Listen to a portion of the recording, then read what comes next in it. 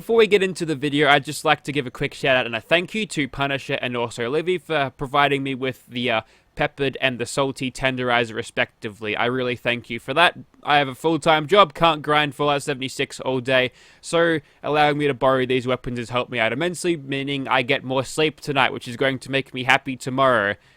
Yeah, really, I really appreciate it. Thank you guys. G'day, this is Captainoob, and this is the Tenderizer. Specifically, this is a peppered tenderizer, but we'll get to the attachments a little bit later. So, what you're looking at here is just a little wasteland tool created by Graham. It's the Meat Week thing, sorry, it's your Meat Week themed weapon, basically. Having a look at this thing, it's got hit meat there, sorry. So, yep, good advice. That's what we're supposed to do with this thing. Thank you, Graham, for letting us know.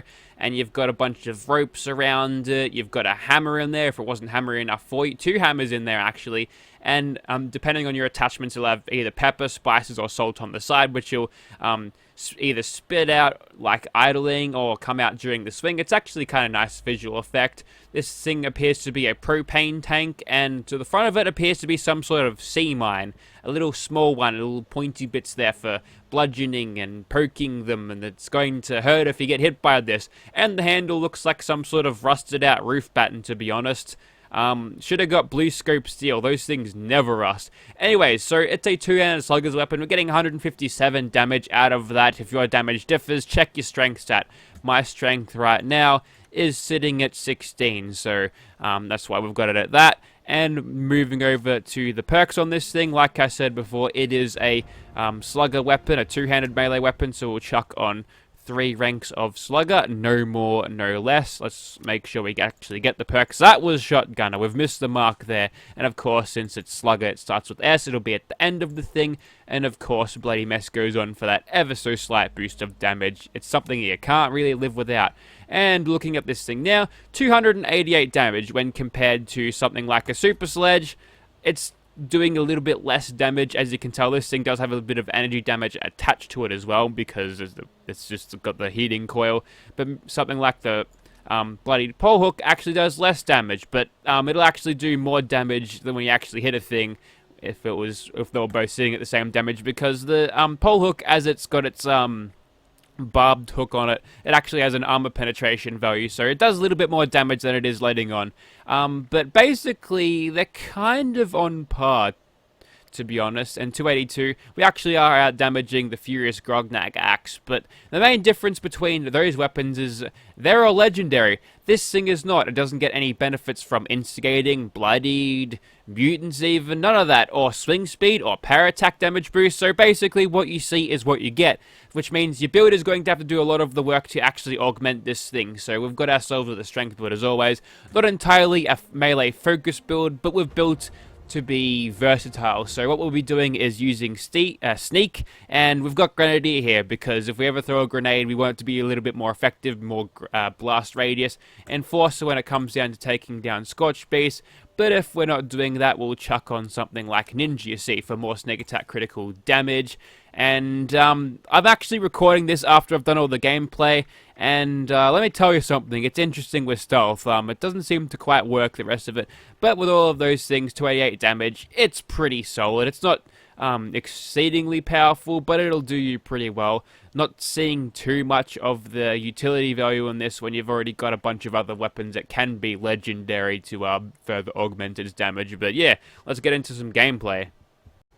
Oh yeah, I also forgot about the thing. So you've got the standard, which does kind of nothing, basically. That's your baseline. Your peppered gives you the biggest damage boost. Salty gives you a small damage boost as well, and extra limb damage with a chance to cripple. That's actually got pretty good utility value out of it. We're going to be mostly using the peppered one. There's also a spicy one, which adds a little bit of energy damage. Honestly, probably don't use that one, because energy damage, considering it doesn't work with perks like Stabilized, you could probably give it a miss, because it won't work with Incisor. That's going by that logic. I'm not really knowing for sure, but in terms of overall damage, peppered is your best bet. Alrighty, let's start this off against a few ghouls, shall we? And yeah, look at this thing. It's massive. How is a normal human, much less a woman, because they're slightly smaller than their male counterparts in this game, how are they supposed to hold it and swing it as fast as they do? Maybe that's like an anti-gravity hammer or something. So what have we got in here? A bunch of ghoulies, and with this thing's damage, I feel like we should be right to take these guys out pretty quickly. No need to use for stealth, but we are still swinging rather slowly, so an ounce of caution must be taken when taking out these ghouls. But a cheeky little headshot there, and some adrenaline later, we're easily hitting them for over 1k damage if we whack them in the noggin, which is honestly quite overkill. You don't have to do that, but for lols, it's good. Anyways, so I'm going to switch over to the salt one because I've got a special affinity for things that are salty. It's like one of me. Oh no, it's radworms. How terrible. Also, I missed that one somehow. And again, I was going for another thing. It's because I've crippled my leg. Well, that's okay. I'll just jam a stim pack in me and walk off like nothing even happened. So apparently I've found a spot where the ghouls don't feel like actually charging in and doing anything, which is nice. Also, let me see those. Ooh, it's a minigun. If it's an explosive minigun, might be worth looking at. Okay, I don't really know what's going on here. And the strongest enemy that is in this area. I can't see a thing because of the minigun in the way. Excuse me, Bethesda. Todd Howard, I know I got a minigun. Can you leave that until later? It'd be interesting if they decided to make those things show up during non-combat, although that might cause bugs. So don't do it. It's fine how it is. And we've just broken an unyielding leg. That's fine. But as you can tell against the ghouls, we're basically one-shotting all of them, and with some unyielding, some adrenal reaction, and all of that stuff, adrenaline as well, 585 damage, which is pretty solid. If we switch over to a bloodied super sledge, yeah, it's a little bit out. Yeah, hang on, that was the salty one. Okay, so it's a little bit better, not as bad as I thought, but yeah. It's got the power, so if you are spec to using melee, you can get away with using this thing, but again, there are other options that are better. But this thing isn't legendary either, so a bloodied swing speed, one of these bad boys, may very well be more damaging than a super sledge, but I ain't seen Murmur hand these out, so who even knows. Alright, let's take on something a little bit stronger, and I'm noticing there's a fucking goo pile down there. This gets old, by the way, it gets very old, so, to make sure the weapon and I are on the same wavelength, I'm switching to the salty one, even though it will cost us a little bit of damage. But with sneak attack criticals hitting for just over a little bit over 1k damage, that one was 1.3, thanks adrenaline. Okay, so for some reason my stealth isn't as good as... I haven't had a good stealthy run since I used the instigating swing speed walking cane, but we are back into ye old caution, so that works pretty well. Another ash pile, goo pile, so the salty one is going to stay. In fact, I'm going to make that a little bit of a mini game. If ever I see a ash pile or goo pile, what I'm going to do is immediately switch over to, or maybe a failed melee attack. Every time I do that, I'm going to switch over to the salty one, kill something with that, and then switch back to the peppered one. So let's continue. Alrighty, coming around the back now, doesn't appear to be a lot of super mutants around. There's usually a couple standing just in front of that truck there. This one's got a hammer. Well, guess what? My hammer is bigger, and I'm doing a casual 3k damage on that bloke. Not too bad. And, 2 goo piles, which means 2 kills with a... Fucking hell. Have I got fucking bone worms or something? My limbs are just being shredded like fucking paper today. That's not good. Alright, 2 kills gotten with our salty one. We can move back into the peppered one. Hopefully we've got a spawn here. Let's see. Looks like we got mutie spawns first time. It must be my lucky day. So with my build, it's built for versatility if you've seen the build guide for it, and we're not getting the absolute maximum damage that we can possibly get out of this thing. I think Rifle Gaming got 1800 base damage with his that comes before any sneak attack criticals, which is very, very impressive. Here's the thing though, we kind of don't need that damage. It's good to show off against Scorched beasts and such, but I think I watched his gameplay. I don't remember if he was sneaking or not, because he didn't one-shot the Scorched beast at that time, and now we're in danger. And okay, so here's where it kind of sucks when it comes to this thing. It has got a very slow swing speed, even with martial artist, this thing does swing very, very slow. And what will happen is if you run up against any super mutant with a hammer, they'll tend to hit you faster or a lot before you can, which may may come off as a stagger to you, which means it leaves you vulnerable. So yeah, in terms of using this thing with stealth, that's kind of the best thing you can do with it, actually. Even though our stealth is continually failing on me, I don't think they've changed the game since. Perhaps this thing being a giant-ass hammer, I assume it's either just a unique version of a super sledge or a sledgehammer itself, and the super sledge has got a big old... Whoa, did you see how fast he was spinning that thing? Since it's got a big old rocket on the end of it, I don't think it's very quiet. You can hear it from a mile away if somebody's using it against NPC somewhere else. Also, did I just hear a Tesla rifle? I think I might be going insane. There's explosions, and I don't know what's causing it. Apparently that guy exploded around the other way, and here, if I can... Okay, I was too quick for him that time because I anticipated it, but if they do get the swings on me, or manage to get a block, that's a lot of downtime where I could potentially be shot, or hit with another melee weapon, or grenaded, or a whole lot of hurt will come out of it. So I do recommend using this thing with stealth, unless you've got like a particularly high endurance build and you can take those hits, which I certainly can't. I mean, I can, but it's quite a bit of a struggle to keep on going. But yeah, I do believe using weapons like this in stealth is a good idea. Ah, there is someone in here, because I didn't damage that super mutant, so we'll have to find out who is in here, and if there is somebody in here, I'm going to have to kill them. I'll pepper them to death. I've got no clue where that guy is. I feel like I got bone worms. My limbs don't shatter quite as much as this. Or whoever it was, they either crashed or decided, no thanks, I don't want to do this anymore. So I'm glad, because dealing with players in this game usually annoys me, especially when I'm trying to record a video and like to have a environment where I'm not being interrupted by other players, so I can actually have a good enough assessment of a weapon, and stuff like stealth can actually be used. And you know what? I am not going into the room where I'm being shot by 3 blokes with automatic rifles. That's not a very good idea at all. So what we'll do is we'll enforce guerrilla type tactics and take out the stragglers so we aren't getting shot whilst we're getting our slow kills on these blokes. And if we can slip back into caution... Do I not have escape artist? That one's got no weapons at all. I'm gonna laugh if I don't have escape artist. Okay, everything's there. This thing has to be very, very loud then, and there, right there. I tried to swing, he come around the corner, he already started his swing earlier, and they can block, which means I'm basically Skyrim combating this. Fortunately for me, they just sort of stood there and took the damage, so that makes it easier for me. So that works. It just works. And how does this compass work, eh? I can't follow my compass, apparently. I've lost the skill of navigation. Alright, 2 blokes with automatic rifles. A miss is catastrophic, especially since I had to hit that guy twice. Wait for that grenade to go off, see if we can't regain caution. No.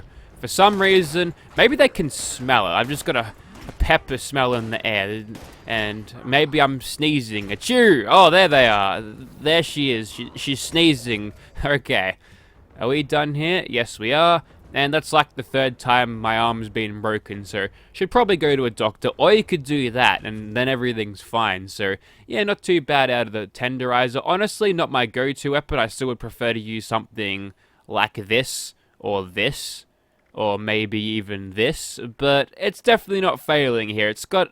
The niche of it is kind of, you know, overtaken by these things anyway, so if you're looking for it to do anything better than these, then you won't find much. I mean, this and this, it's the same sort of weapon, same animation, so it's not going to do a whole lot better than these, but if you don't have anything else that's better than nothing, it's better than Allriser. That's what really matters. Alrighty, it's time for Swan, and to give him a little bit of a fighting chance, I've got me the salty one. It actually spews salt out the front of it. It's a lot more noticeable than everything else, so, ooh, don't let that get into your eyeballs. Salt water in your eyeballs sucks. Alright, we'll jump up and whack him in the face with the old power attack. 4,000 damage. And we couldn't quite get that. I mean, we did. Okay. For some reason, this doesn't synergize with stealth at all. I don't know why, and he's going back to sleep. No, that's his victory roar. Good on you, Swan. Alright, that was a little bit stiff that time. I've just pulled up the wiki, and it says that regular old behemoths like Swan over here only have 3,700 health, but I clearly hit him for 4k, I think. Maybe that was 2k. I'll have to look at that back, but there's no reason why I wouldn't have one-shotted him. And we're right into danger. I don't think this thing works with stealth at all. It purposely tries to screw you over. It just doesn't work. I don't know why. Okay, we're back into caution now. We've slipped into caution again, but for some reason I'm having a strangely hard time doing a good amount of damage with this weapon, despite it, having a high base damage there. And run away. Thank you, Serendipity. Ow. That was 3 procs of Serendipity in a row. I'm still using the salty one because who the fuck was that to, Swan? You gotta work on your throwing game. See, the OG Swan from original Fallout 4, he could hit. He had homing rocks, so I guess he's struggling without the ability to toss heat-seeking rocks, I suppose. But yeah, that's kind of interesting. I'm gonna take a look at that.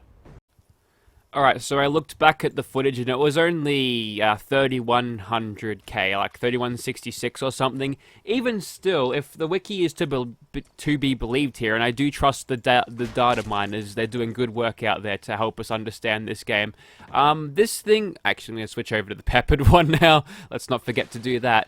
But yeah, I feel like we would have done more than at least half of his damage. Ooh. Believe you me, the worst thing that could happen when using this weapon is when it decides to... Is it maybe because I'm in the broad daylight they're detecting me easier? It's normally a bit easier to stay out of the... Oh, okay. Got that one. And then we got punched. Sucker punched by that glowing Mirelurk, but he got a Zealot's Gamma Gun on him. 2 stars. It's not terrible. Certainly some better than some of the crap that Murmur was giving me. Actually, not really. I probably would have still said that was terrible. Alright, we'll whack him.